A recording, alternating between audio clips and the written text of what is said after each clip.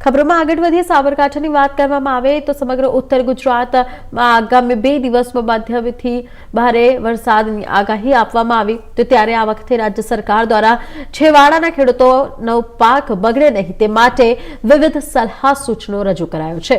જો કે અગમચેતી એજ સલામતીના સૂત્ર હેઠળ તંત્ર અત્યારથી જ કામે લાગ્યું। સાબરકાંઠા સહિત રાજસ્થાન તેમજ ગુજરાતના મોટા વિસ્તારમાં આવનારા 2 દિવસમાં ભારે વરસાદની આગાહી કરાઈ તેમજ હવામાન વિભાગનું રાજસ્થાન સહિત ગુજરાતના સીમાવર્તી જિલ્લાઓમાં કરા સાથે વરસાદ થવાની સંભાવના વ્યક્ત કરી।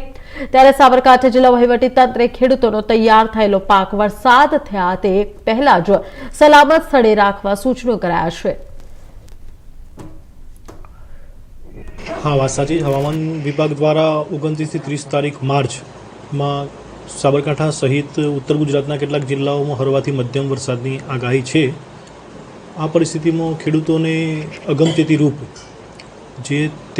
જે પાક તૈયાર થઈ ગયેલ છે તે પાક સલામત સ્થળે ખસેડવા તેમજ આ સમયગાળા દરમિયાન પિયત ન આપવું તેમજ ખાતર તેમજ જંતુનાશક દવાનો છંટકાવ ન કરવો જોઈએ તેવી ખેતીવાડી વિભાગ દ્વારા દરેક ખેડૂતોને सूचित કરવામાં આવે છે અને દરેક ખેડૂતોને આ બાબતે એપીએમસીના જે સંચાલકો છે તેમને પણ આ બાબતે ધ્યાન દોરવામાં આવે છે કે જો ખેડૂત જણસી હોય તો જણસી સલામત સ્થળે ખસેડવી તેમજ ખેડૂતોને પણ તેઓનો તૈયાર થયેલો પાક સલામત સ્થળે ખસેડવો જેથી પાકમાં નુકસાનીથી બચી શકાય। આ સમયે અગમચેતી તે સલામતી છે।